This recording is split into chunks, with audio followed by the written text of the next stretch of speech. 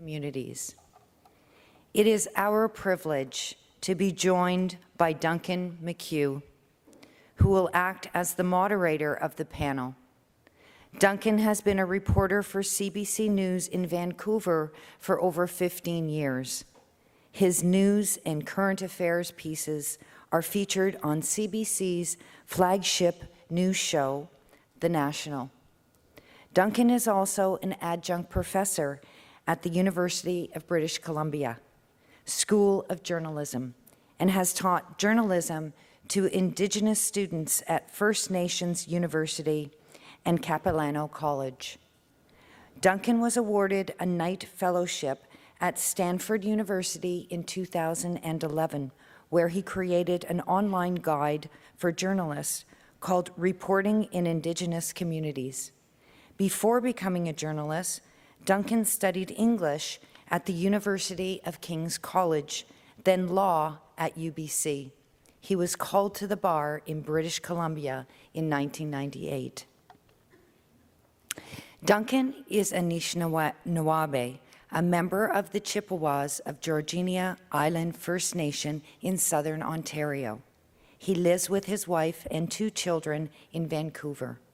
Duncan, many thanks again to you and CBC for honoring us with your participation. Duncan, would you please come to the podium?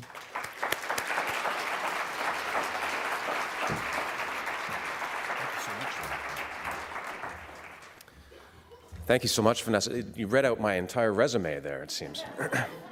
How's your AGM going so far? My aunt was a nurse, an OR nurse, and I've heard stories about what happens when nurses get together. All off the record, of course. Yeah, I hear the laughs. The crowd's a little bit smaller in that back corner, maybe from Friday night. Okay, so thank you so much for that kind introduction, and thank you so much for focusing on this really important work that is happening in First Nation communities today. We've got a great day, afternoon planned for you, so I want to get to it right away. Of course, before we begin, we do need to acknowledge that we're on the traditional territory of the Mississaugas of New Credit First Nation, and of course, Toronto is home to many, many diverse Indigenous people and groups. And we want to start off today in a good way. So we're going to invite Elder Peter Munias to come up and start us off with a prayer.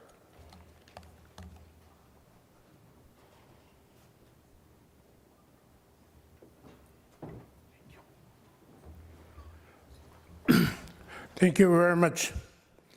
It's an honor for me to be asked to do this morning. And I said thank you all.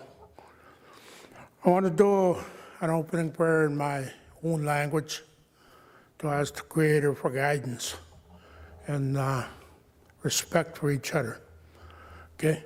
Kchimigach, dikitogajaboshk, nongum, wega, kwechmagoink, chuichi with young nongagishak, koyak chaganometing, chukchianameting, egoge, chaganoenamagoziang, anin, Wegas of Muching, Kazaganov, Chikanov, Magoan Kachmanto, Chagwetchmangach, Koyak, Chikanov Menang, Keguanok, Kanaganagato, Kanagani John Snanak, Ghost Snanak, Chizoenamento, Chikanoenamento, Minogoyak Chu, Sangato, Ochmanto, Kimigo Chenemago, Nongagizuk, Kinagagon Gagi, Ostoen Magabstoang.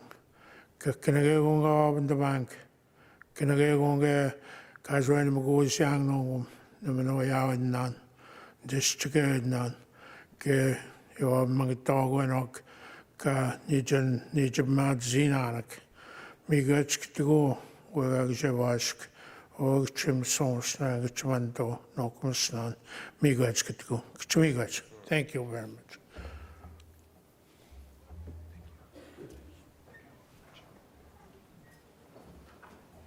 Jimigwich, Peter.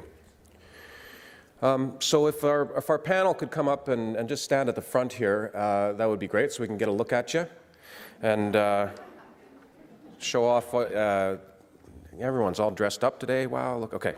So I'm going to introduce our panelists, and then we get to watch our film.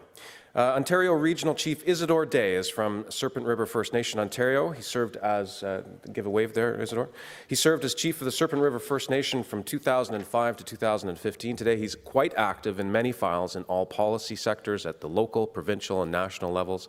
His main focus at all tables with government includes First Nation rights, health, social, economy, infrastructure, quality of life, and overall nationhood. Chief Day is the National Health Portfolio holder at the Assembly of First Nations. Chief Wayne Munias is from the Neskantaga First Nation, and he's a longtime advocate for his community. He was elected chief a year ago and completed 5 terms as band councillor. His main involvement has been in community development, seeking a better quality of life and better living conditions for his community members. He's strongly advocated for better health services, especially mental health and addictions, as his community is in the midst of a suicide crisis. He's spent many years as a technical advisor for the community as well. May Cat, give a wave, May, is a member of the Temagami First Nation and a nurse practitioner in Thunder Bay. Her nursing experience of 35 years is diverse and includes primary care, community mental health and addictions, maternal and child care, youth suicide, research and policy development. She's currently coordinator of a mobile treatment team that provides Suboxone treatment to 4 Mattawa First Nations and a First Nations high school. May has worked for a number of years as a senior manager responsible for First Nations health programs, both as a regional director for Health Canada's First Nations and Inuit Health, and as health director at Anishinaabe-Aske Nation, representing 49 First Nations in the remote north. Marty Beardy is a resident of Bearskin Lake. Give a wave, Marty. Who has first-hand experience of drug addiction and treatment. It has been 2 years since he completed Suboxone treatment with Matt Kay during... Absolutely.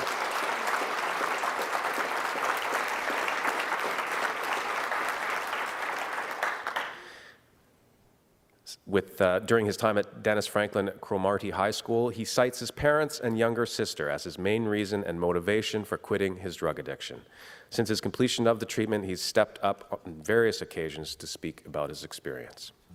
And finally, RNAO CEO Doris Greenspun completes the panel. She assumed this position in April 1996. Pardon me? Shrink it. Everybody knows who Doris is. That's good enough. We also want to acknowledge the presence of former Chief Peter Munias, his wife Maggie, who's sitting at the front, and his son Kelvin. You'll see Chief Peter and hear about his experiences in the documentary. And so we're now going to, you guys can all sit down. Thank you so much for coming up. We'll now move to the feature. We're going to hear from them at the end of the documentary we're going to see. The feature screening of In This Heaven, which chronicles May's efforts running a drug addiction treatment center in Northern Ontario, and the panel discussion will follow after. And like a fine movie at Cannes, we're going to hang around to make sure that we watch all the credits, because there's all kinds of important people mentioned in the credits.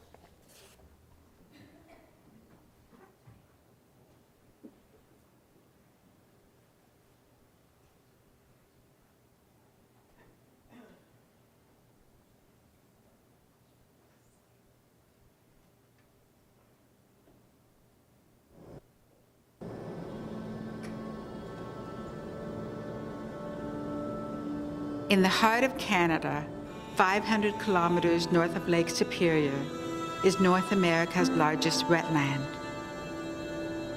A vast pristine wilderness the size of France, it is the territorial homeland of 9 Aboriginal communities, known as the Matara First Nations.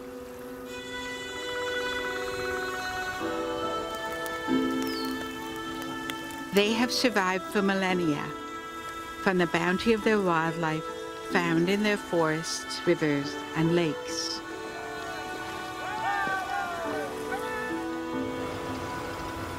But over the past century, they have been politically marginalized and economically neglected, living in a cycle of poverty and despair, isolated and invisible to the broader world, until now.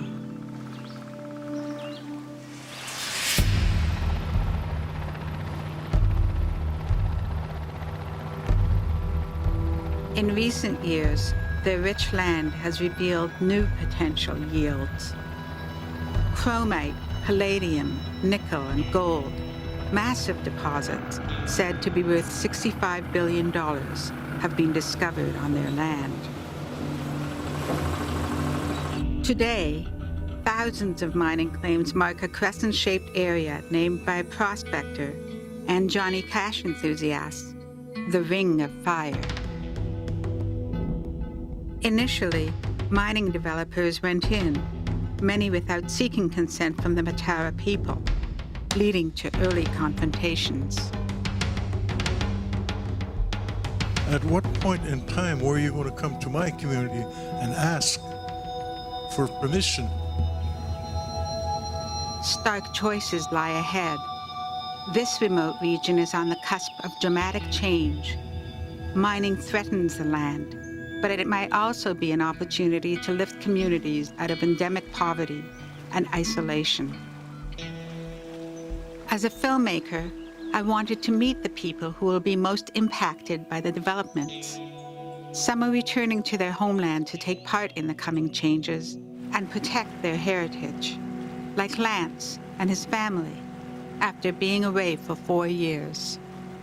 The main reason I came back was for this river here, to protect it and from anyone and everyone that wants to ruin it. I'm meant to be here, and I'm just finally accepted it. I'm torn between two worlds, I would say. Because, you know, I understand that resource part and sustainability, especially for this community. Which ways can we survive? Survival is top of mind for Matara chiefs, who know that the opportunity for transformative change may be lost by epidemic levels of opiate drug use in the region, an addiction literally killing the future of many. Addressing this challenge is May Catt, a First Nations nurse practitioner who runs a mobile treatment program. I'm invited to follow May for a year to Martin Falls and Ishkandaga, two fly-in communities embroiled in the mining disputes and plagued by addiction. As a young adult, I went and lived in a northern remote community. And that's when I noticed that the health problems in northern remote communities were quite different than the health problems that I saw in my own home community. Our first destination is Martin Falls. 2 years prior to this visit, May initiated the treatment program here. When I went to Martin Falls, it was September of 2011. I was there for 6 hours and I saw one person walking on the road. The influence of the opiate addiction in that community was just so pervasive. The adults were spending their nights doing drugs. They weren't getting out of bed and weren't caring for the young people, and children weren't going to school. A highly addictive painkiller, OxyContin, or Oxy as it's often called, has devastated every community. In some, up to 80% of the adults are addicted to opiates. Within Martin Falls alone, a community of 300 people, only 14 out of 100 adults were drug-free. The drug addiction was very bad then, especially during the year when there was no treatment. Nobody went on the river. You never see anybody on the river. Nobody's fishing, nobody's hunting, and because they're too busy paying this pill that costs $300, you know, a little pill. Oxys destroyed families. People were telling me about these oxys, so it was kind of expensive. But after I liked the way my body felt, like the rush it gave me, like it made me feel hyper. And I kept on trying it. And I was so lost that I didn't even know 2 years went by. I didn't even know who I was half of the time. Like I didn't care who I heard it and everything like that. Like I lost my kids, I didn't go, oh, I'm gonna go get them. I just worried about my habit. You'd walk into a residence here and all you'd see is a kitchen table and maybe a couch because everybody would be selling off all their stuff for their addiction. I was addicted to painkillers myself. I lost my family you know, I had to choose my family or, you know, pills. So it wasn't a hard choice. I had to move my children out of here because of the OxyContin. You know, it affected us, and we didn't do it. And we still had to suffer for it. So I moved my children out of here, myself and my children said, no, we're not going to live like that. Matara leaders were dealing with burgeoning mining interests while trying to control and manage an escalating addiction crisis. We couldn't find a way to help it until May come along with that proposal to go into Suboxone. She suggested that this drug was available, and if communities wanted to try it, they could. So we volunteered. May's treatment program relies on a substitution medication called Suboxone. It blocks the euphoric highs found in opioids like oxycodone and Percocet. Along with counseling, the clients are slowly weaned off opiates with the goal to return to productive lives. The costs are well beyond the resources of communities who most need it. The first phase, we had 20 people, and that cost $80,000 to do that. And there was no money for that. We had to find it somewhere. And we did find it with the mining companies that were willing to help us. Seeking approval and recognizing a potential workforce, mining companies donated funds for the initial treatment program. The rationale is they can't work with a community that's addicted, you know. You have to get out of it and to provide a workforce. So that's how the help came. We try to target treatment in a year. For some people, that's too short.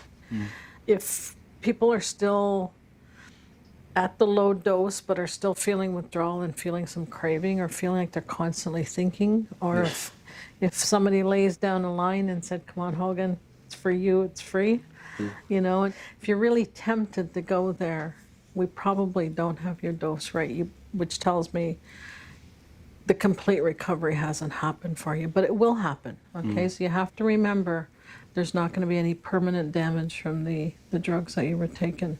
Right. So in the meantime, just run away from your friends who lay down that line, okay? Yeah. Don't go looking for it, or we'll have to come and, I don't know what we could do to you. We can't be unkind. We'll just have to have another chat, okay? Yeah. Okay. You're doing good, though. We gave them something else, which was the treatment form of drug, which replaced that till we could do recovery with them, until we could do the counseling and help them to meet some of their goals. And their goals were not to do drugs anymore. So I'll give you this then.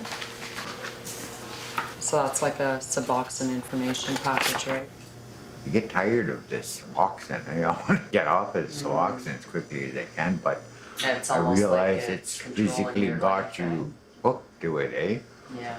Yeah. But the positive thing is there is an end to it, but it all depends on you, the client, right? And how you continue to support your recovery, right? We want to see you succeed. We want to see you finish the Suboxone for sure. And, it's about taking control of your life.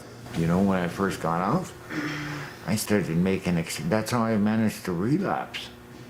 It's because I was making excuses to go over to the drug dealer's house. An unspoken reality in an area with up to 90% unemployment is that the underground opiate trade dominates its economy. The Ring of Fire offers alternative economic support, yet fears of an environmental threat prevail. The mining coming in here and, the future of your community, what's that? How do you feel about all that? If a spill happens with the water, that's our fresh water, and this is a wetland, and it'll go all over the place. I read about that, and I guess, the mining companies do have plans for that. So are you going to take part, like, in any of maybe the training opportunities that, you know, they're As gonna much as I offer can, and yeah. stuff like that for the morning? Yep, as much as I can. We knew that medication alone was not going to heal people, that recovery really came from working with them on a psychosocial level to ensure that their culture was part of the healing process. We're just saying, you're well enough. You're not a person who's actively using drugs now, so you can go out in the boat and use the land.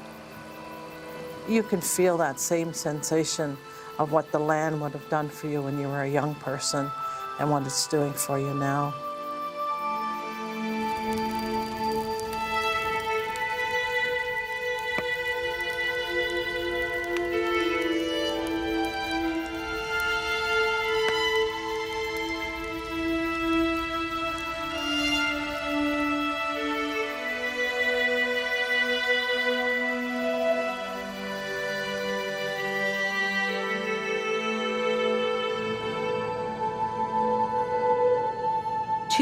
Later, I joined May and Tammy on an urgent mission to Nishkandiga, where we enter the epicenter of the addiction crisis. And it's deadly. We arrive 7 months after Chief Peter Munias has declared a state of emergency. Within a span of 18 months, 27 people have attempted suicide. 7 succeeded. At that time, the community was in shock. Everybody just about gave up. It was a short time to get ready to do a Suboxone treatment program. Now, 14 new patients begin their induction into the program. It's important that you're as honest as possible with me so we can support that, okay, in all areas of your life. Both your parents still living? Yeah. In the community? No. They live elsewhere? Mm-hmm. Together? No. No? Okay. Any addictions with mom and dad? Yeah. Both of them? Yeah. Drug, alcohol? I don't know about drugs, but alcohol. Okay.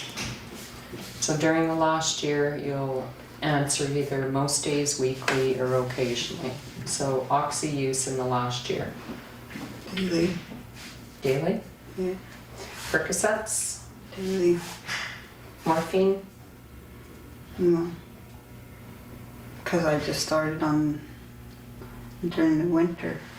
So, but this would be like within the last year. Oh. So would your morphine use be most days, weekly, or occasionally? Most days. Most days. And the hydromorphs? Daily. Okay. No fentanyl, right? None cocaine or crack use in the last year? Most days. So yes or no? I am unable to control my use. Yes. Would you say there's any problems at school because of that? Because of your use? Before, yeah. Yeah. Yeah. Okay. How about at home? At home? Before, yeah. Okay. Any legal problems? No. No? Not yet. We're gonna fix you. Don't you worry. Listening to Melissa, I wonder about the vulnerability of these communities and the roots of this crisis. I know there are historical reasons, especially my government's racist assimilation policies. 5 generations of Aboriginal children were forcibly removed from their homes to attend residential boarding schools run by churches. This practice contributed to enduring intergenerational trauma. The last school closed in 1996. The legacy is still present among 80,000 survivors, like Maggie from Nishkandiga. I was about 6 when I left here. Just come home for the summer, a month, and then go back again till I was 13. And I never really connected back with my parents or my siblings because of that. And I lost everything I had, my language, especially my language, because my mother wouldn't understand me. When I look at vulnerability in a First Nation community, the residential schools brought something back to our communities that was not a part of our culture. I lost everything completely. But in my memory, I guess it slowly comes back to me, what I used to see when I was small. The young people came back who'd had to endure abuse. They had to endure physical abuse, sexual abuse. They talk about being taught a religion that was not of their own culture. So when you take a young person like that, you're robbing them of their innocence, you're robbing them of their identity. And so when they come back to their own community, they don't have the history with each other. When they started rearing their own children, the children didn't have that sense of what is it to be in a family unit. I was never allowed to cry whenever something happened. Even when my dad died, I didn't cry. The other part of the residential school influence was the fact that families were taken off the land. What you learn on the land is how to solve a problem. They send you down the lake and they say, go get water. You get down to the lake and the water hole during the night has frozen. So you have to try and figure out how do you get that bucket into that water hole. Survival was so important when you're on the land. And I think when residential school, what they took from us was that land experience. Culturally, we had very sophisticated ways to solve problems. The residential schools haven't been around for many years now, but we still have a vulnerable population. After the 70s, I lost so many people to suicide. Like my brother-in-laws, they were all gone. And then my husband, and I couldn't take it. So I ended up drinking to basically cover my pain, I guess. That's what I thought anyway, but it made it worse for me. And I got worse and worse and worse. And I was all alone. Communities were suffering the loss of young people. Some of these suicides were in kids who were under 15 years old. So you think there's something quite dramatic that's happening.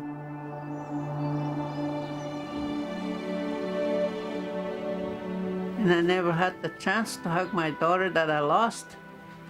And I never told her that I love her either.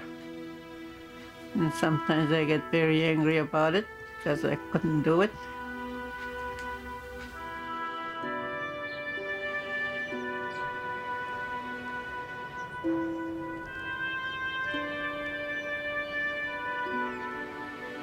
In this area, they call Anishinaabe Nation, which is 49 First Nations with a population of 50,000.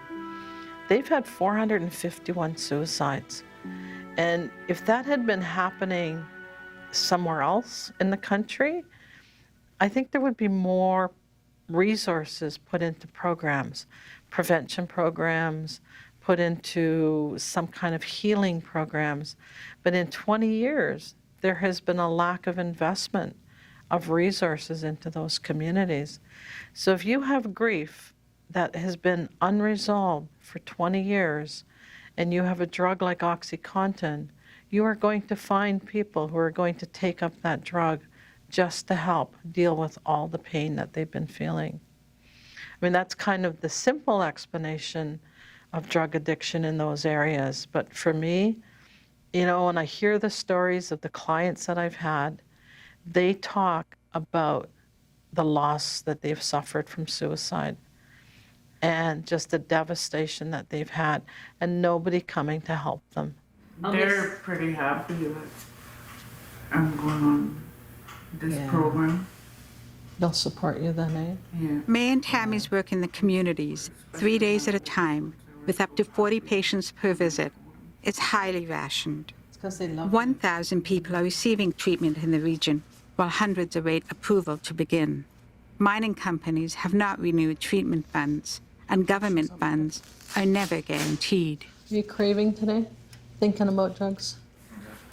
This morning when you got up? Yeah. Eventually we'll have your dose high enough that it'll take care of that as well, okay? Today we just want to kind of make you feel better. First 2 days are the roughest, Clevis. Then it gets better. Tomorrow will be better for you. They're going through not just the withdrawals, but I think they're starting to face things without the drugs to hide some of the feelings. Get an 8 and a 4. Within 3 days, I see a big change in them. How hopeful they are that the treatment's going to work for them. At the first community gathering in 7 months, the chief is cautiously optimistic. The healing that we're trying to get going in this community, it is not as visible as we want to be, but it's coming. It's coming. It's slow, but it will come eventually. Although Suboxone alleviates the pain of withdrawal, without daily monitored support and counseling, the risk of relapse or even suicide continues. The ones we did this intake with this week, if we would not have been here, were potential suicides. And that's the sad thing. Each and every one of them.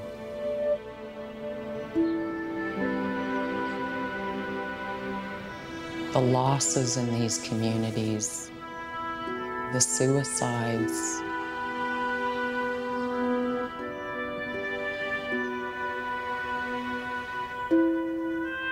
and it's taking young lives. So many young people, it is hard.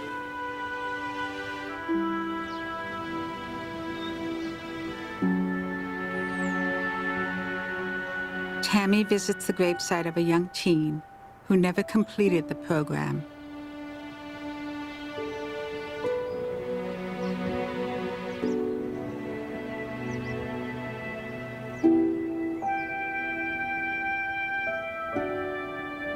Every community, every family has been affected. A month after this visit, Chief Peter Munias's 29-year-old son, Dwayne, takes his life. 3 months later, so does his 16-year-old granddaughter.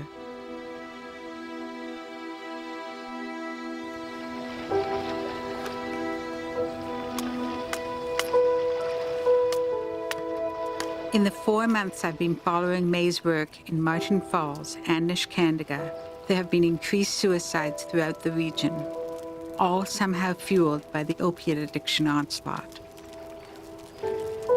It makes the challenge and opportunity of the new mining operations seem remote and unreal. I've worked in those communities for 30 years. When I first went there, people had no interest in giving us clean water, power, good housing. The illnesses that came from living in poverty for so long. We were neglected, we were forgotten. People really didn't want to support what we were doing unless politically the chiefs went out there and asked and made a lot of noise to every level of government, every party in our government. We're still very poor. We still don't have clean running water. We're drinking bottled water. We're boiling water. We're not an equal partner to even discuss economy until we start to have a better way of life.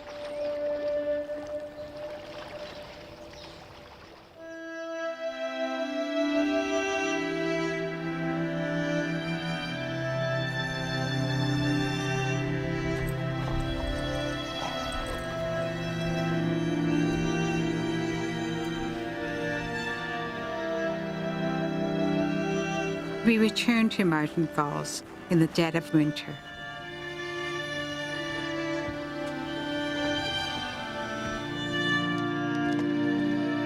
Over 70 clients are now in the program. That's almost a quarter of the community.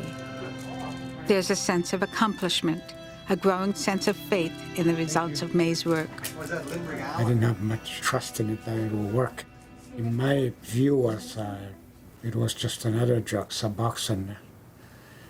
You know, like you drink coffee and you drink tea instead. Well, apparently that analogy is not close enough. And I've been surprised it has worked to an extent that we can be a little uplifted by it, you know, so it has worked.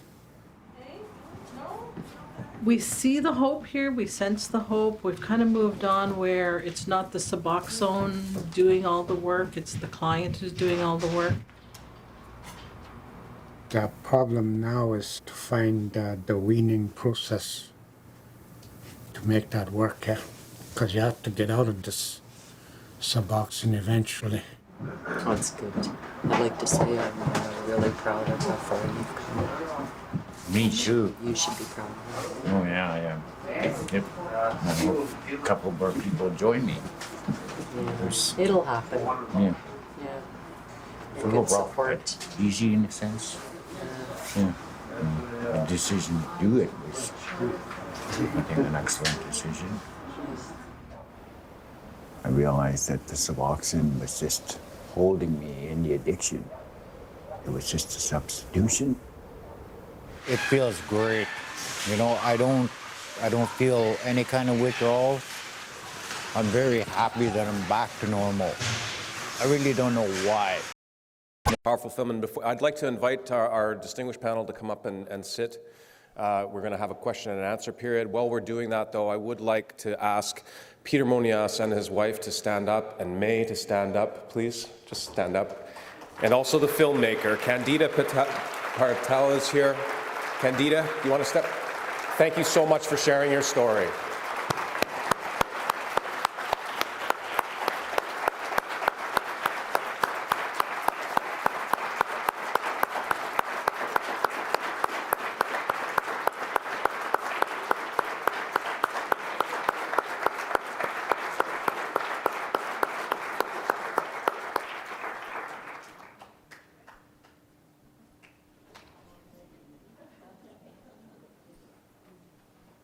So while they're getting pictures, we'll get the rest of the panel to come on up to the front.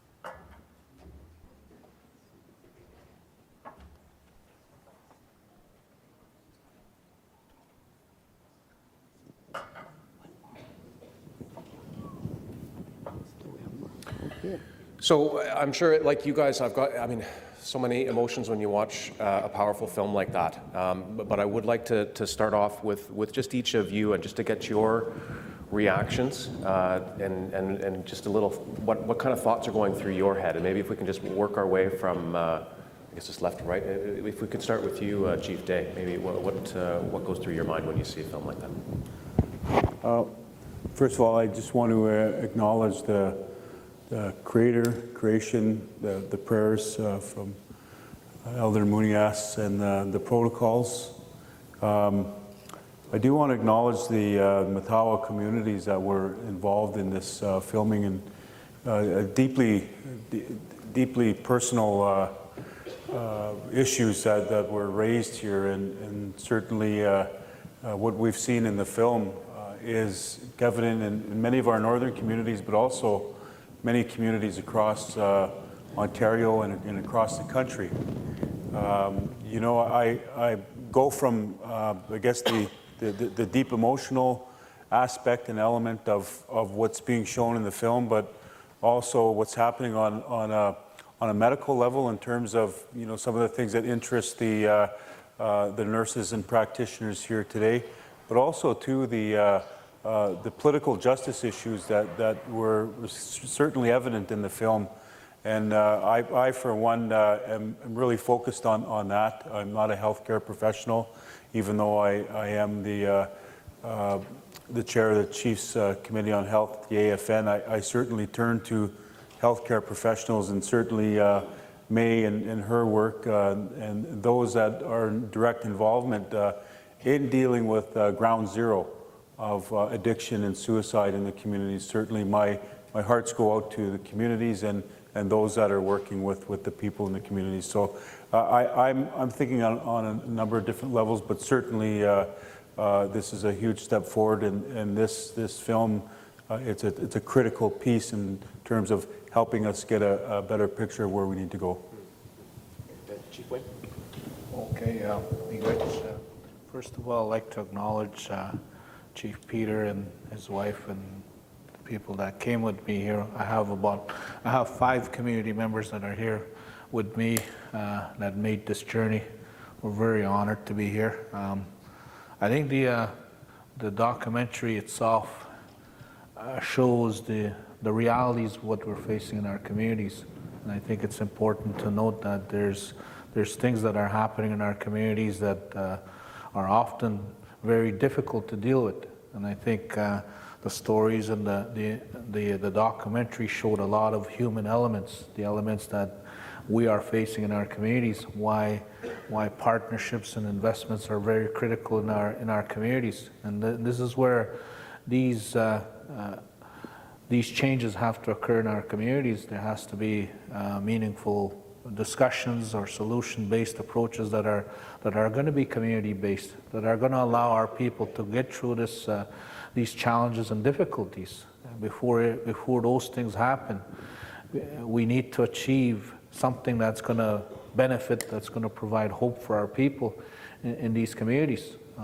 Chief Monias has been a tireless advocate to try to get the community on track so we can properly respond to the potential development that's going to occur in our communities. And I think it's important that community wellness, investing in partnerships and infrastructure that's needed in order to cope, in order to deal with these tragedies that our communities are facing. If we're going to have prosperity, like today the Suboxone program provides us the stability for the people that are taking, the clients and as well as the families, their stability. But what we want is the prosperity, the opportunity to have that prosperity in our communities and our families. And I think that's what we have to work towards. There has to be hope. There has to be an opportunity for our people, especially our young people, to be involved in that development. And if we're going to have situations where we're losing our youth to suicide, we're losing them to hopelessness, then that has to change. And that's why I think it's important what Chief Day said. There has to be significant improvements that's going to allow our communities to advance to where there's prosperity. There's a realization of those kind of things happening in our communities. And I think it's important that with this new government that's in place, there is an opportunity. Just a few weeks back there, we had Minister Bennett. She's seen firsthand the social conditions, the quality of life, the standard of living issues that our people are facing. And it plays a part. And the documentary really looked at that, really showed us there's all kinds of elements that play a part in addiction, and it affects our people in all aspects. And then that's why infrastructure, for example, like having a Suboxone program that you don't have a building to administer, that's what we're facing in our community, and that is the reality is what we're facing in Nishkandaga, for example. We have to be able to support clients or people that want to get through this to eventually get off of it, to eventually have the stability where they can produce the quality of life that they deserve. I think everybody in this room would agree with me that everybody deserves that opportunity. And my people, our people in this community, don't have that opportunity.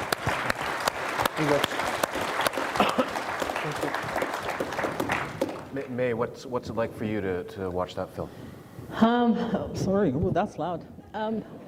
I think when I look at this film, this is, I go through the full range of emotion again. I mean, I'm really happy that I'm a nurse and I could help these communities. I'm very proud that they actually allowed me to come in and be the tool to help their members achieve an element of recovery. You know, nurses are so lucky, and I say that because we witness recovery daily, either, you know, depending on where you work. I mean, you can see it and you can be a big part of that. And so I feel really proud to be a nurse and to be part of this community. When I go into I look at the end and I look at, you know, one of the other voices who was very vocal was Chief Eli Munias. And Eli and I have been friends for 40 years, and, you know, and Peter, and we sort of been running around the north, seems like forever. And I showed him the film with his stroke. He's still alive. He can't speak. He can smile. I showed him the film in the spring, and you know, he was quite proud of what he did see. And you know, he was right when he said that we didn't have any treatment options until we created our own. And I think we do that a lot in the north because of geography. We still follow our practice, our rules of practice. We don't break rules because we're 500 kilometers north of a city. As an end-of-career nurse, I look at the hope still. I met a new start-of-career nurse this morning, Amanda Dodge, and I can still see the hope in her, and I'm thinking like, wow, you know, I was there, you know, 40 years ago. I'm still there, you know. You don't lose that as a nurse, and I think that's part of what's so innate about what we do. And so again, you know, Peter and Maggie, I mean, you're so inspiring as well to be here with us today and to know what you've gone through. And I'm going to end now because my friend Marty is back and he needs to be able to talk to you as well. You just didn't die. Marty, if I could ask you, what was your reaction to watching the film? I got pretty emotional watching it.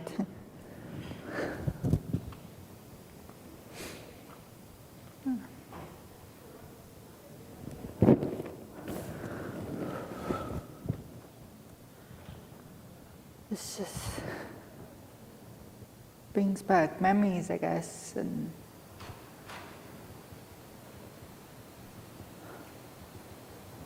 sorry. That's okay. And we'll come back to you, Mark. Doris, as you watched it, what did you think? Get some water. So, I have watched it for several times, and it every time brings the same mixed emotions. A mix on the two extremes of outrage as a Canadian, and a Canadian that came from other countries before, including my parents and my father who lost his grandparents to the concentration camps, and I want to talk about that because I see analogies which outrage me in a country like ours. And then hope, you know, when you see at the end that some people recover for it, but it also infuriates me because of the history of mining companies, and when Candida came to interview me, I was pretty brutal on that. I mean, you know, it's like governments that promise things, but then you look at the record. So I'm always very concerned about companies that may promise whatever, But I know the records in Chile, where I come from, and I know the records in Colombia, and I know. And they're not about the people, so it really crunches me. I want us to work on healing our sisters and brothers, because, and that's what I said at the time to Candida, because they need to heal for themselves, not for any damn company, quite frankly. Because we owe it, because we cause it. And although I was not in this country, I would have been brutal if I had been at the time watching that. But I go to all the learnings that I got actually from the chiefs a few years ago when they asked me to attend a 2-day weekend session for all days. That I learned, I simply went to learn and learn. And so what I say to RNAO now is, we want to open doors and we want to push governments, whichever governments we need to push and help you, but we will follow your lead, because none of us can really understand it, in my view, even not Bob Ray, well enough. I mean, after all, you have then Prime Minister Chrétien speaking stupidity just a couple of months ago.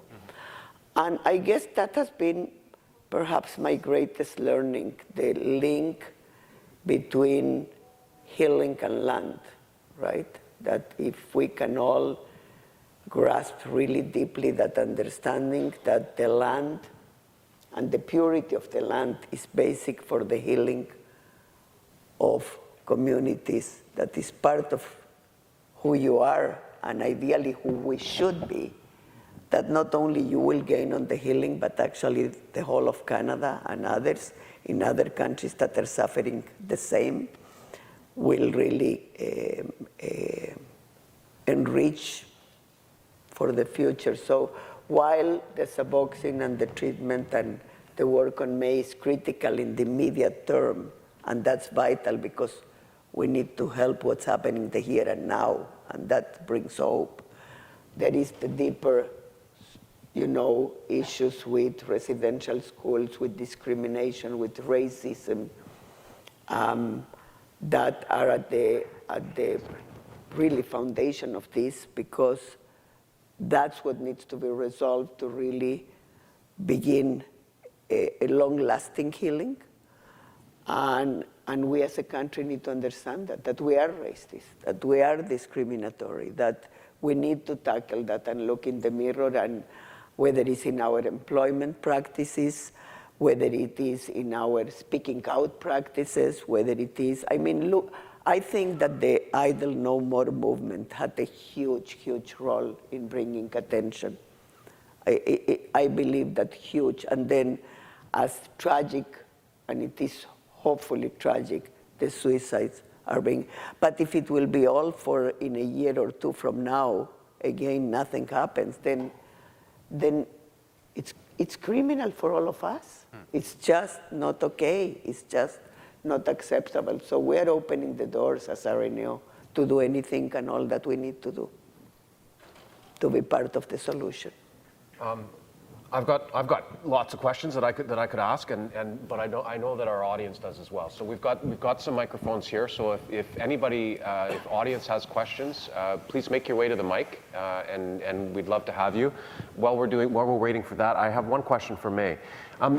With Chief Eli, it seemed like there was the will to just make it happen.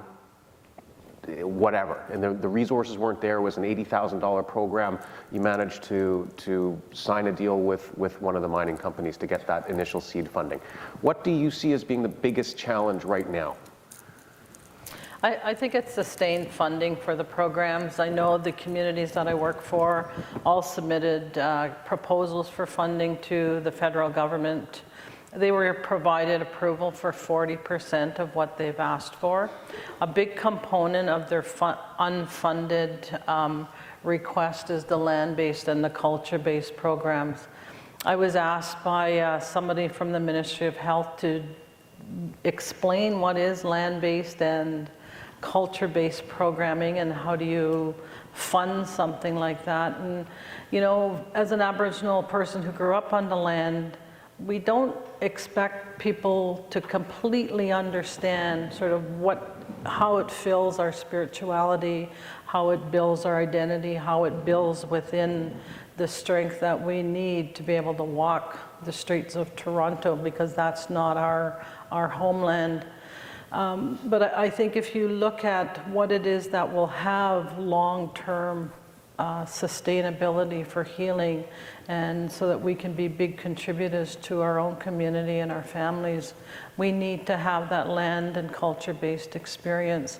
We need our little people to be out there with us, with their grandparents, with their aunties and their uncles. That's how we transmit our language. That's how we hold on to our culture. And I think for me, that's the biggest thing that we need to do, and focus on that. And if you could introduce yourself, that'd be great.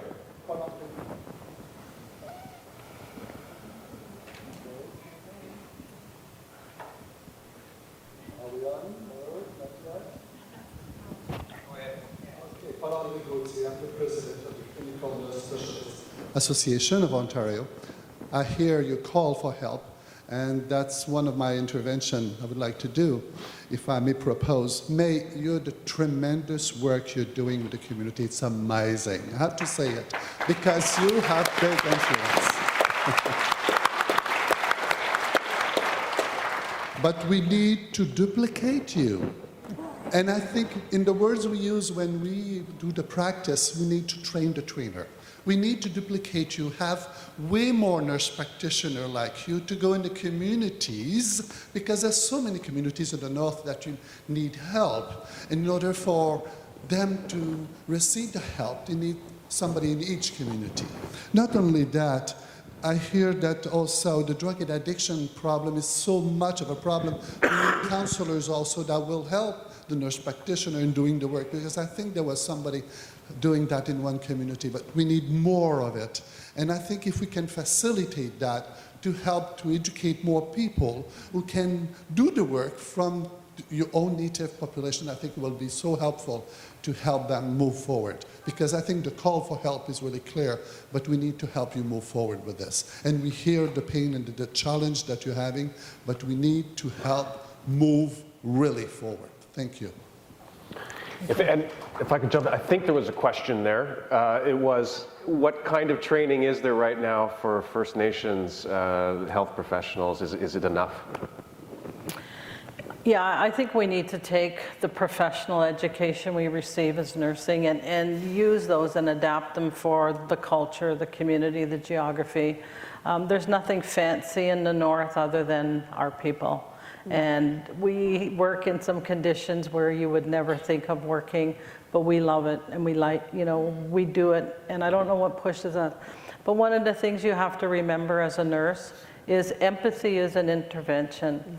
If you have that, you can be as successful.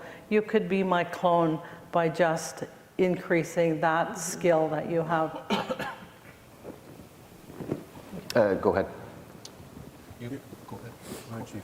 No, go ahead. They're going to arm wrestle.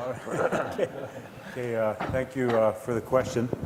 I think just to May's point as well about the cultural component, I think there's three things here. One is the clinical intervention, which we've seen work quite well. The Suboxone program, once the investments were found and implemented in a very staged manner, you've seen the change.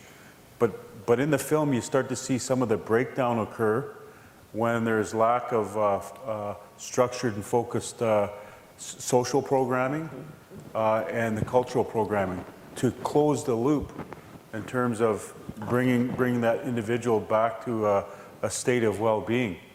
And I guess what I can offer is that we've been working quite diligently in the background, both with the federal government and the province on the types of investment spending that is actually going to help close that loop.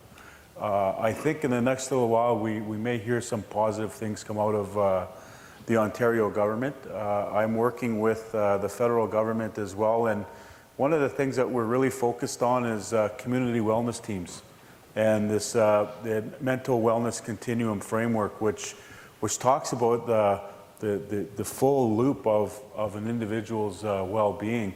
And that really is the only way we're going to be able to have any sustained outcome, that is actually going to help bring life and stability back to the community. And then, as the chief indicated, there's the stability piece, but then we also need to have the incentive of prosperity, growth, and establishing a better quality of life in the community. So it's really a complex continuum, but it's one that, up to this point, we haven't seen the type of investment needed to get the support there behind, the work like the May is doing. So I think we've got a good handle on what needs to be done, and governments are prepared to come to work with us. So I think there's things in the near future. Chief Wayne. Yeah, I just wanted to share when our First Nation started the Suboxone program. I know Chief Munias, I still call him Chief Munias. We had to claw, we had to fight for whatever resourcing we were able to get. And I think what our community wanted to do was a more holistic approach to community wellness. And I think that's one of the gaps that seems to be always portrayed in government policy. There's a lot of bureaucracy within the system, and sometimes it doesn't allow a community like ours to be able to utilize our own resources. May talked about. There's a lot of expertise and a lot of resources that some would say in our community, which is our elders, our community members that have experience. And the connection is the land. It's a land-based approach, because you're not just dealing with the addiction itself. You're talking about the wellness of that individual, including the family, including some of the maybe legacy issues or generational issues that they're being facing. You heard a story from a mother there. She lost her child to suicide. She wasn't able to say goodbye to her. She wasn't able to say to her, I love you and all that. And that's the gap that seems to always be overlooked. That's why our community takes the position that we need to have these programs that are community driven, that are community based, that's going to allow families to connect back to their roots, to their traditions and culture, which is the land. Land is what connects us in our First Nation. I think that's something that's always a challenge when you're dealing with agencies like Health Canada, when you're dealing with non-insured like travels and things like that. A lot of our people under the residential school program deal with, they go counseling outside the community. Imagine if there was an investment into the community to build a treatment center, to build a facility that can address some of those issues that we're facing in the community. That's what we're talking about when we're talking about partnership, when we're talking about investments in the community. And I think that's something that has to change. If we're going to have sustainable prosperity, economies or communities in the north, those are things that have to be realized at the community level. We can talk, we can sign all the agreements in the world, we can talk, we can have minister visit into the community. If there's no meaningful change, if there's no action taken at the community level, our communities will still be in the same situation. And that's what we're asking for. We're not asking for a handout. I have a question. I'm going to go to this. Got a question here. Not so much a question, but it's just amazing to me. Years ago we met, and I tried to teach you a few things, but you taught me more things than I ever taught you. And you truly have done the most wonderful work for our Northern Ontario. And I've grown up my entire life in Northern Ontario. And I've walked the streets of Nipigon and Thunder Bay and Geraldton and all over. And I see the racism. So we need to have a lot more MACAPs and a lot of the programs you've talked about. But I'm with Doris on, there's a bigger issue here. There's an issue of racism. Every day I have to tell people that I work with, think about what you're saying, think about what you're doing. We need to think about what, that this is not right. And so I guess my question to all of you is, what can RNAO do to help with the big issue and all the other issues in terms of how do we, I think the answer may be in education, educating everyone about residential schools, about the history of Canada, the history that's been hidden, that none of us have, been taught. But I want to know what you think about how do we get to the bigger issues. I'm going to keep this very short because I know that there's a wealth of input and insight to the question you raise. But as we look at what the central problem is here, you're absolutely correct. This is racism, and what you often see is the manifestation of racism in relationships. But it's very important to recognize that we need to depersonify racism, because that's what keeps us away from one another.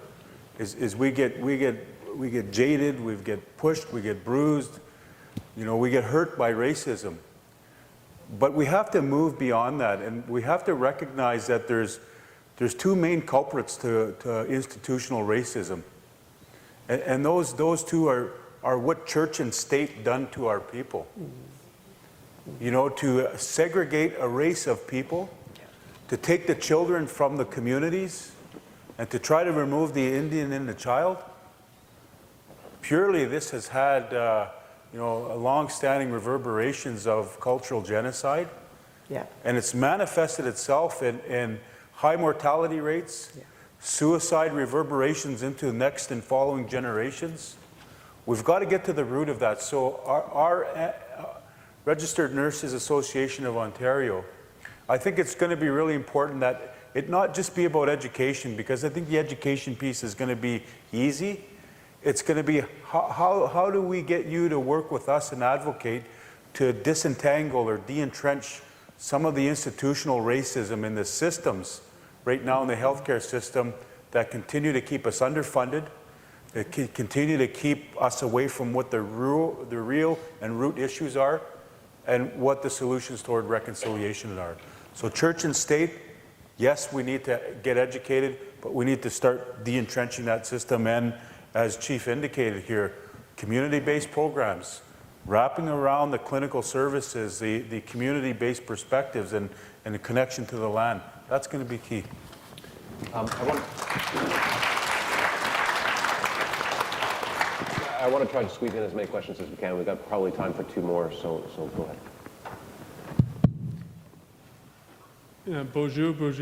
Miigwech for coming and making your travels all the way down to speak to us today.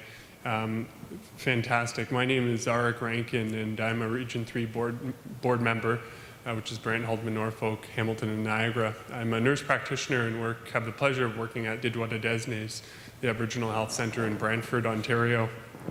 I've also had the pleasure to work with an agency working in different First Nation communities like Pikangikum, Sandy Lake First Nation, and Kasheshawan. And I just wanted to say this was my first time seeing the documentary, and MACAT and all that were involved, community members and producers. Just thank you so much. That was very powerful. And very difficult to watch, having seen the realities myself, working with the communities.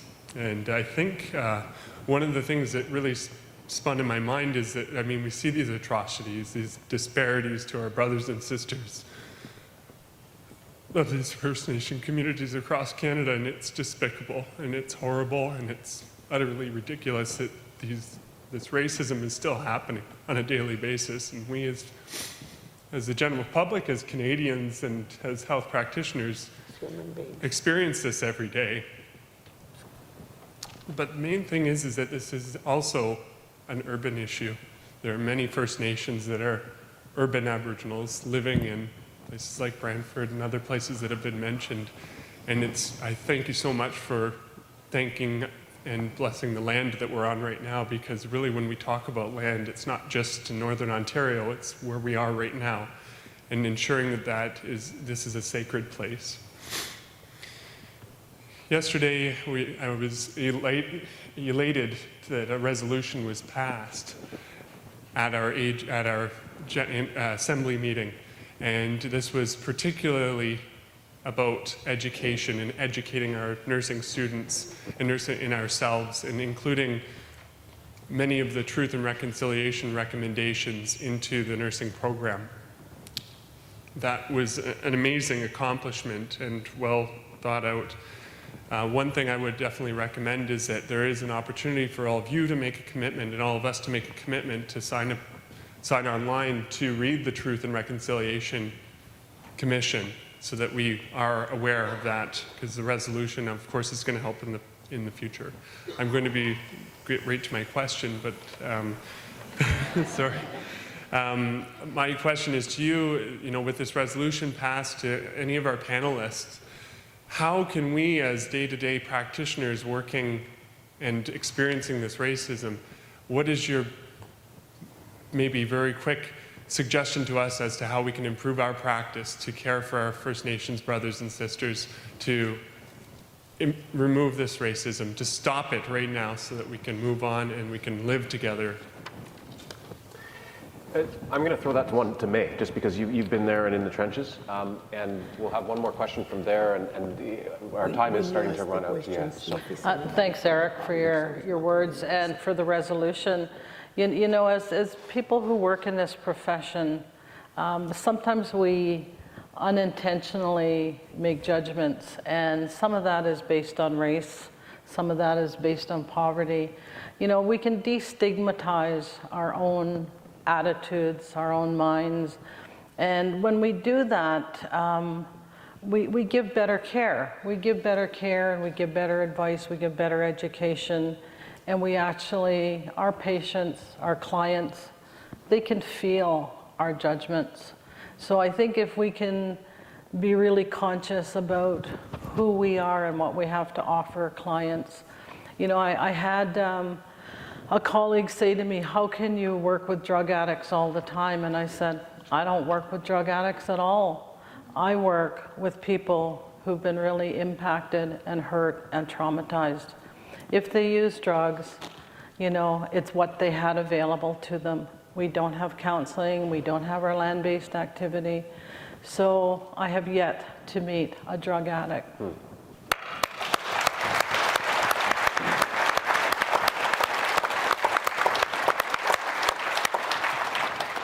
And then we'll have one more last question here. My name is Angela Cooper-Brathwaite, and I am on the board of directors.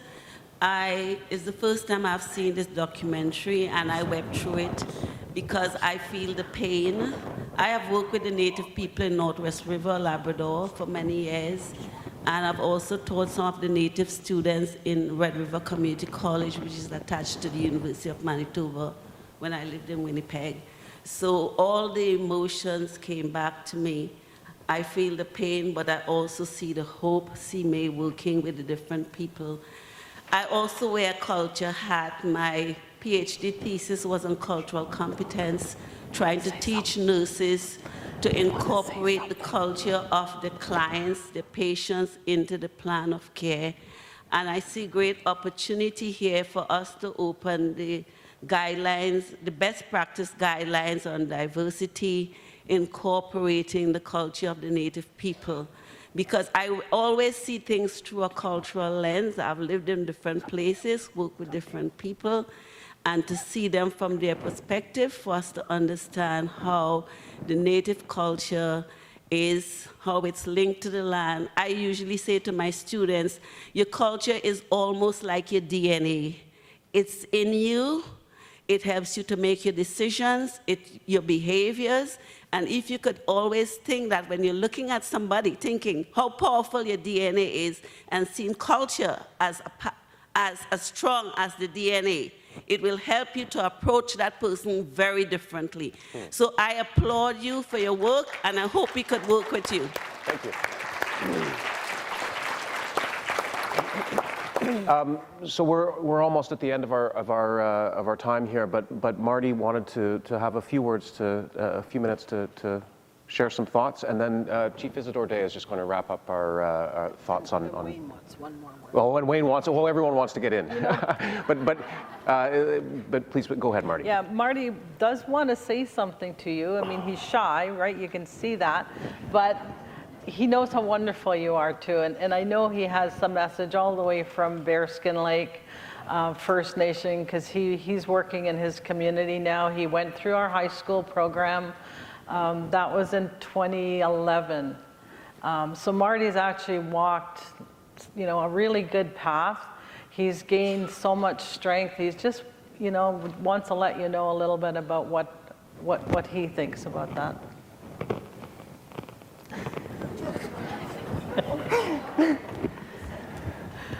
You can do it.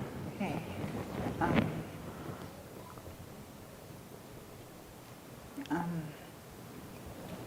It was hard when I first went out for high school. I felt like I couldn't even do anything without having a fix or anything. And when I was going to school too, I missed so many days, like 2 months of school, I would say. And then I was just really bad at my drug use, especially after I lost my brother. And that's what I used to cope, was drugs. Then I remember my parents came up to me and told me they want me to get my life back.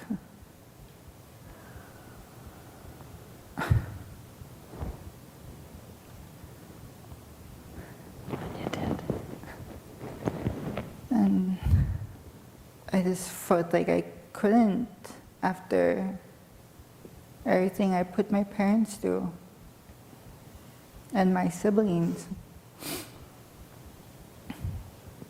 But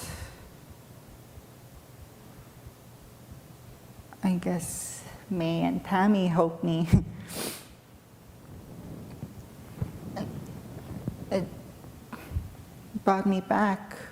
I had my life back again.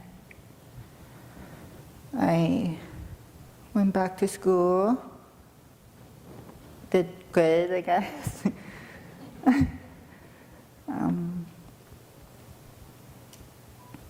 It wasn't easy to get there, but I did it.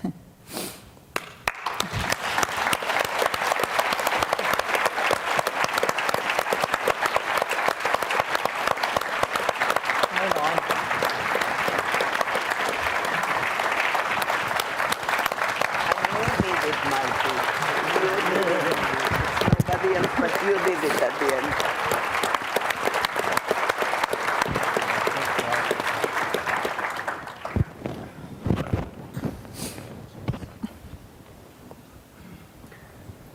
Wayne's throwing his microphone around there. You said it all. He's so excited. Do you want to go ahead and wrap up, Wayne? Or, I'm going to go up there. so yeah, we got a couple last thoughts from Wayne. Hello. Okay. I'm a professional. Let me do this.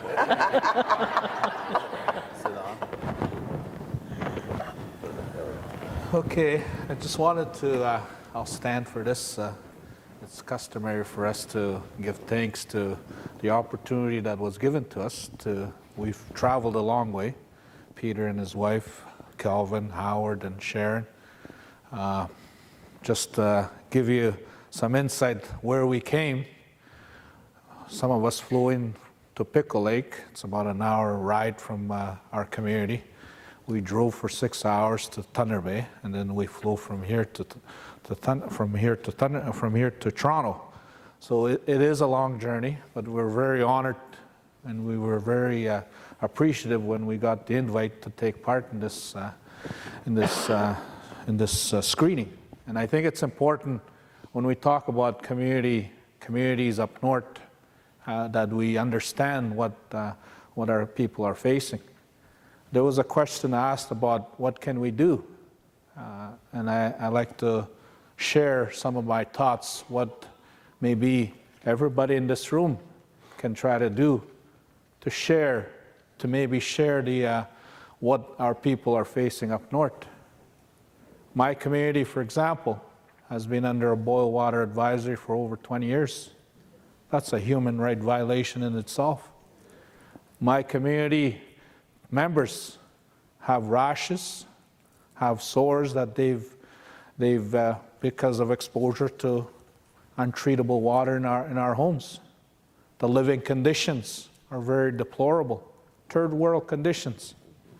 We have families that are living in one household, maybe 4 or 5. There's probably at least a dozen of them in one household. And that's the kind of message that I give to you guys, to all of you, to account. Let's get these conditions to change.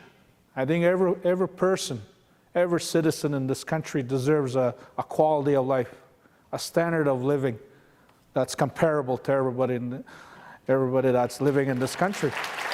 That's what we need. That's what our community needs. If we're to have hope, prosperity, if we're to have equal opportunity up north in our First Nations, and that's the changes that has to be made. And that's something that we have to do together.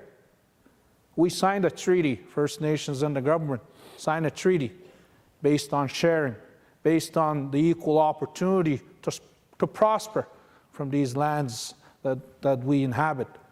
And I think our First Nations have been willing to share in those resources, to have those kind of discussions, to have those partnerships, to have those equal investments into our communities where our future generations can prosper, both our cultures and yours. And I think that's something that we all can do together, because lives are at risk today. Up north, we have suicide rates that are high. We have hopelessness that is very prominent in our communities. We have to change that. And I think everybody in this room has that opportunity to make those changes. So on behalf of my community, on behalf of my delegation that I came with, miigwech, and thank you for having us here. Thank you.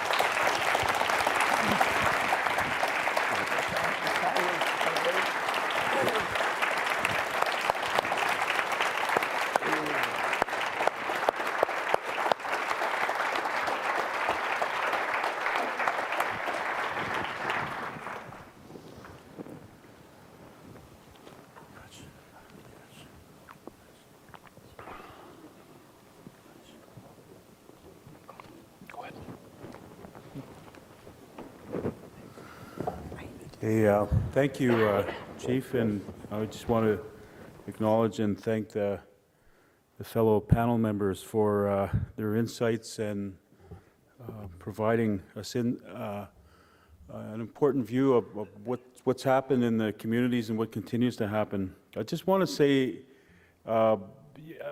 something that I think could happen to a film like this is it could kind of get lost in the archives. I don't think it should get lost in the archives because it's very current. And I want to thank the producer for actually bringing this to the community, but also bringing this to the broader nursing and the medical profession community, as well as our leadership, because it certainly does show the reality and true picture of what's happening in our communities. To that point, I would maybe make a suggestion, and I'm not sure if some of you remember, but back when the first NADAP movement happened, back in the 80s, late 80s and early 90s, there was a show called Alkali Lake. Anybody ever hear of that? Alkali Lake was one of those films, talked about Ivy Chasky and her husband and what happened at the community level, but it became part of almost like addiction pop culture, right? These were famous people, and we've got those type of stars here today. But my point is this: there are very significant points in history and milestones where there just seems to be all the planets aligning, and all of a sudden you see a group of people surface, and then what happened with Alkali Lake was it became a tool in our treatment centers and our programs. And it was so important to, seeing the different levels and depths of community intervention, heartache, tragedy, how the community from outside came in. And it talked about some of the colonial issues as well. And I think that this is the millennium version of Alkali Lake. And I would hope that what we can do, maybe through CAMH, is maybe do a case study, get some academic folks, and make sure that this doesn't lose steam, because it really is something very powerful, very spiritual. And I want to thank our communities for that. On that note, I've got some things that I want to deliver here today. I was asked to come here, and I graciously accepted. I was at one screening, and I wanted to do a little bit more. And several months back, I wasn't as immersed in the health file at the AFN level as I am now. But I want to tell you that I'm really excited about moving forward, because today just represents another very important piece in moving forward in my role as the National Chiefs Chair on the Committee of Health at AFN. What I want to note here is, first of all, congratulations to this being the 91st Assembly of the Registered Nurses of Ontario's Association, or Association of Ontario. Yes, congratulations. An RNAO advocating for health public policy, promoting excellence in nursing practices, increased nurses' contribution in shaping the healthcare system and influencing decisions that affect nurses and the public that they serve. Certainly, this mandate is of keen interest to First Nations, and I want to thank you for your efforts since 1925. In my role as the National Chair of the Chiefs Committee on Health at the Assembly of First Nations, I pay special attention to where we can build strategic partnerships towards closing the gap of mortality and well-being of First Nations in Canada. Today, I understand we will sign an LOI to begin such work. Relationships and reconciliation go hand in hand. As the Regional Chief of Ontario, we will begin figuring out from here how we can formalize a collaboration that addresses challenges and opportunities. That being the title of this session. Yes, there are challenges, but there are opportunities, and I think your association represents something that we should be working with right across Ontario, not just in the remote communities, but right across all of our communities, and with other like-minded agencies like the CAMH and others that will help us get this work done. This documentary reveals the dual struggle of Matawa communities to reclaim their health and determine the shape of their future on their land. And I would like to elaborate that RNAO has a very diverse lens by which it recognizes public health. And as I was looking at the website and I did a little bit more research on your organization, I was amazed. It's a very diverse organization that actually blends how you as clinicians at the community level within public health also are mindful of the ability that you have to affect public policy, and essentially political advocacy is huge with your organization, and I think that's a massive opportunity for partnership for us, and I want to commend you and all the work that you do. I want to delineate an issue here, and it's the issue of crisis and emergency. And why I say that is because as healthcare professionals, you understand that when you're dealing with an emergency, you triage that situation. And you understand on the ground what emergency means. But there's this other aspect of what we're dealing with here. It's the long-standing issue of crisis. Emergency is a drastic manifestation of illness or health circumstance where crises are immediate, intermediate, or long-term acute struggle that cause emergency, chronic health or condition, or spiked mortality rates. My point is that we have many First Nations in the North who are in constant emergency situations, either due to health incidents or public health systems that are in a state of emergency. Suicides and high mortality rates are evidence of this. We also add to this the complexities of the First Nation health crisis in Canada that generally speak to the long list of health and social wellness index tools, placing First Nations on an extreme low from the national average of health and well-being of Canadians. So again, this is really about closing the gap, and I want to make the distinction that as we see many of our communities like Elder and Chief Munias speak about the emergencies that we see flare up like these fires all over. We also know that there's a long-standing quiet crisis that has occurred, but it's becoming more evident now in this recent situation of Attawapiskat, Niskanaga. You got Pekanjigam and the death of 9 individuals as a result of one house fire. This is really now telling us that we need to move. 1 in 4 children in First Nation communities live in poverty. That is almost double the national average. Suicide rates among First Nation youth are 5 to 7 times higher than other young and non-Aboriginal Canadians. But I want to make the point here that it's getting worse. If we don't intervene now, those numbers are spiking, they're getting higher, but there's also a demographic shift as well. You're seeing more seniors, more elders that are finding themselves in this situation, right? If an elder's having to change the bag on the side of their body and they have to wash it, it becomes a very degrading situation. Not enough medical supplies are putting our people in jeopardy, health-wise and socially. See, these are the types of things that we're looking at, as well as a younger population that are taking their lives. We went to one community, and in Marty's community, myself and Grand Chief Fiddler, we went to help bury a 10-year-old that took her life. You know, these are the things that we're dealing with today. So we've got to address this now. There's no more time. The life expectancy of First Nation citizens is 5 to 7 years less than other non-Aboriginal Canadians, and infant mortality rates 1.5% higher, 1.5 times higher among First Nations. So just some reflection points here in relation to all of this and the northern communities. I think it's really important to recognize that there is a distinct difference. I know some of the nurses here that have been in the north will be able to tell you about the realities, but you don't know those realities until you go there. Poverty is a critical manifestation of colonial control. What I like about this film is the fact that you see the incursion of industry, and almost it seems like a foregone conclusion that you're going to need a mining company to come in and actually give health to the people.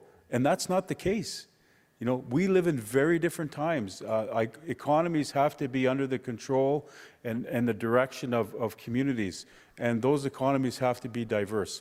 I'm just going to veer off here for 1 second and just give you one reflection point that I think is going to become so fluid throughout everything we deal with. It's the issue of environment and climate change.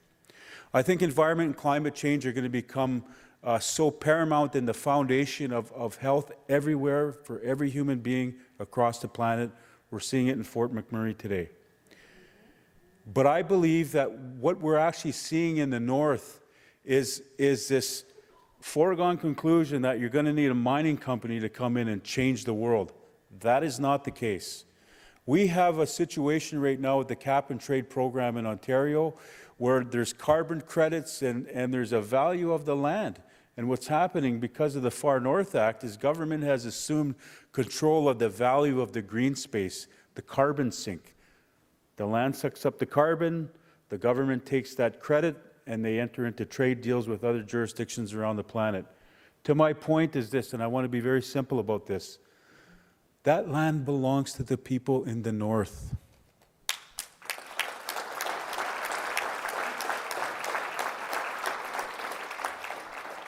The sovereignty and jurisdiction is going to be the most important aspect of health efficacy to the people in the north from here on forward. And control of the green space and being able to say, listen, if you're taking X amount of $1 million and putting that into trade negotiations with other companies, you darn well better make sure that you bring this region into the 21st century like the rest of Canada.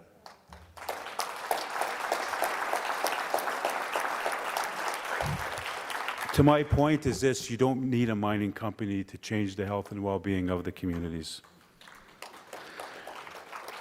So I'm going to wind down by saying, you know, we've got some work to do. There's issues with respect to the social determinants of health.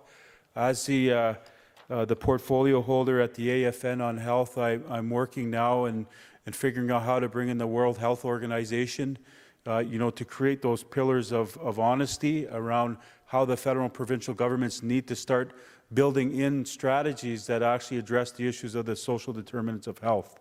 And I think that's where we can actually work together. The jurisdictional firewall of the Indian Act and the federal barriers, these are key. I'm not going to kid you. The Indian Act system is one of the main reasons why the health conditions are the way they are in the North. That's being addressed, and isn't going to happen fast enough, but we need partners. We need the provincial government, and this is why you've seen, and really good to see the Ontario government, when they were looking at the Attawapiskat issue, they moved in, right? And they were the first there. This is a far cry from where things were in the last decade, so I think there is hope. So key, RNAO can help reculture a much more effective working public health relationship with First Nations. This will take some time, but it is essential work that must be undertaken if we are to decrease the mortality rates and improve the health conditions of First Nation people in the remote North.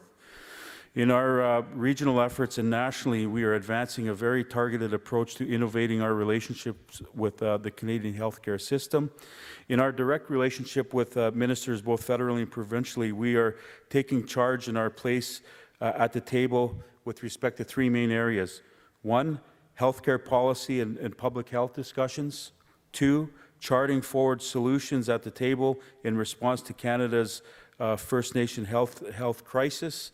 And three, we are at the table during the current National Health Accord negotiations between the federal government, the territories, and the provinces. In a recent letter to Minister Philpott, I met with her last week, as well as with our national health techs, as well as our Chiefs Committee. But what we've targeted are four main areas. That we are advancing a First Nation health task force for process needs and health accord developments. Two, we're looking at the community wellness teams and advancing the mental wellness continuum in our framework, and we're targeting funding to unlock where the federal government was absent on that. The province is now coming up the middle as well, and I think we're going to start to see a little bit of relief. But we also need to look at governance and accountability and engaging First Nation leaders in community wellness. You know, when I listened to Chief Munias and Elder and former Chief Peter Munias, you know, we have experts. We have very, very insightful policy people in our communities. You know, we've been resilient. We've spent a lot of years, you know, trying to battle and stave off tragedy. And it's really developed some high impact, insightful leadership. And I think we need to bring them into the mix as well. Leadership needs to take on healing as a jurisdiction in our communities. And the last one is strengthening families and the critical social determinants of health. I'm just going to wind this down now by saying, you know, that the mental wellness framework is a model for us to ensure that the provincial and federal governments commit to necessary resourcing to be used in our communities. This message has been tabled with the National Minister of Health and most recently in a meeting with the National Chiefs Committee on Health. I just want to conclude by saying that I'm very committed. I've spent a little bit of time thinking about your organization and how we may be able to work at the regional level. I have my counterpart at the Chiefs of Ontario, Grand Chief Pat Madabi, who is the portfolio health holder in Ontario. I'm the national health portfolio holder, but we also have our PTOs. So this letter of intent that we're going to sign today, we're going to now start to figure out where we go from here. And it's basically, I'm committing to formalizing a relationship with your organization as the regional chief, but it will take time. Next month we meet in a number of our assemblies, and we will then start to formalize the critical path. And I believe that this fall, when we have our assemblies, we'll be able to formally sign off on possibly a work plan. You know, how do we work together? What are some of those joint lobby efforts that we can work on? But most importantly, how can you as clinicians working with First Nation people help to start to move the yardsticks and create better health?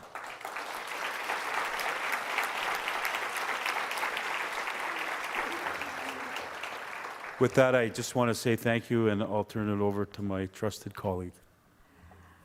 Chief, I want to tell you that in a long time I had not heard, well, I did because I heard you a few months ago, but such a brilliant person, and I mean it, brilliant, brilliant, brilliant.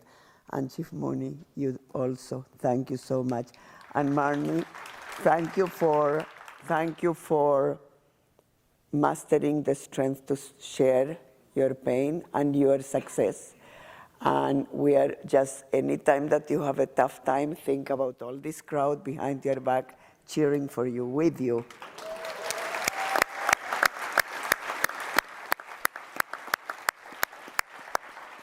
And May, what can I say? You know that you are our guru, and you teach us, and we will continue to learn and be with you and work with you and make things happen. And I am surprised you didn't know that we had political maneuvering. That's actually why the chiefs brought me to the 2-day weekend. I knew very little, but I learned. But now we will open the doors together, and we will open them as far as wide. The minister is aware of that. I actually met with Premier Wynne also. She knows about that. We have the head of Health Human Resources, Denise Cole, the ADM. She knows about that. And I know from the deputy some of the plans in terms of what will happen in the area of the health file. We will be all along with you, both on the issue of services and how can we destigmatize our own heads, right? So that we can provide humane services without judgment and try to, as you said, decolonize our own minds, quite frankly, because we have it twisted. And also on the more fundamental issues of climate change, because RNAO is very strong on that file, including cap and tray and all of that. So we will meet with you or people from your team and Kim Jarvie, who is our expert, and do whatever you actually. We will follow your lead. Yeah. On this, we will follow your lead, but we will open doors and move through them with the strength that we can provide and side by side with you, guided by you. Yeah. We need to go and sign that.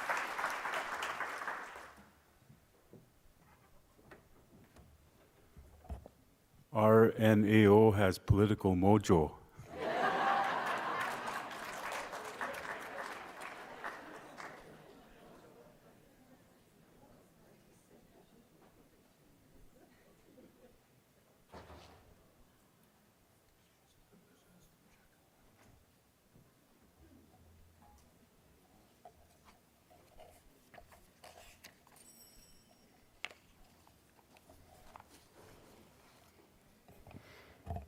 As we end our session today, I'd wish to thank you all again for being here, and in particular to Duncan and our distinguished panelists.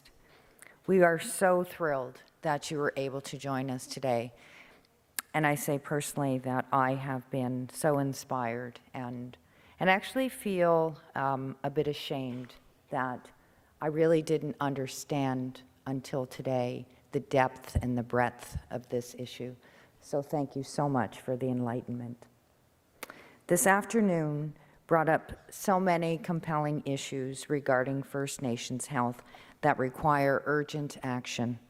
To build on this empowering discussion and on the outstanding efforts of First Nations leadership in Ontario, the Registered Nurses Association of Ontario is now launching a collaborative effort with the Chiefs of Ontario to improve the health of First Nations people across our great province. Our letter of intent lays the groundwork to begin a journey we will take together toward a healthier and more prosperous Ontario. If you will allow me to read the letter of intent. The letter of intent is between the Registered Nurses Association of Ontario and First Nation leadership.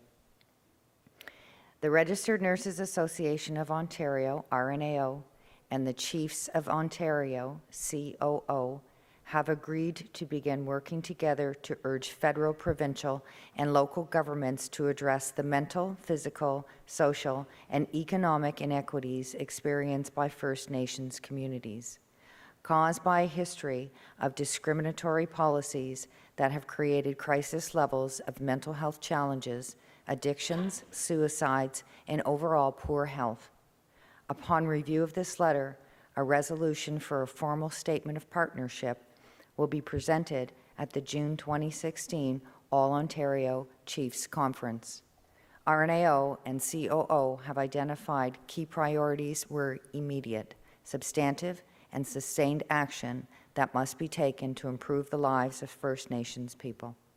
The first is action on suicide, mental health, and addiction. The second is action on improving social and environmental determinants of health, and the third is action on improving health services. Working with First Nations and their organizations and with support from our members, RNAO will commit to improving the delivery of high-quality and culturally safe nursing services as critical components of an accessible, equitable, and holistic health system.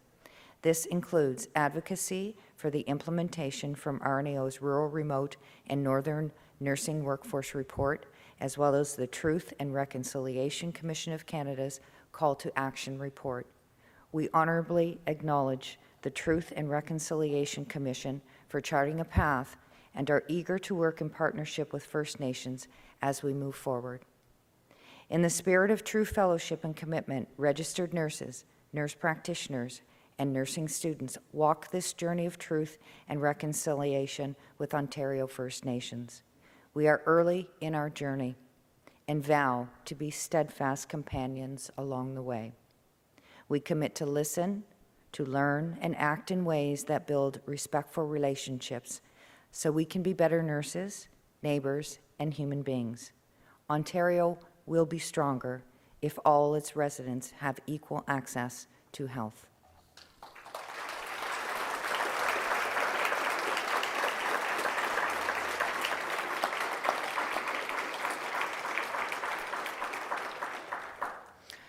I will now ask if Chief Day and Doris will sit at the table and together sign the letter of intent.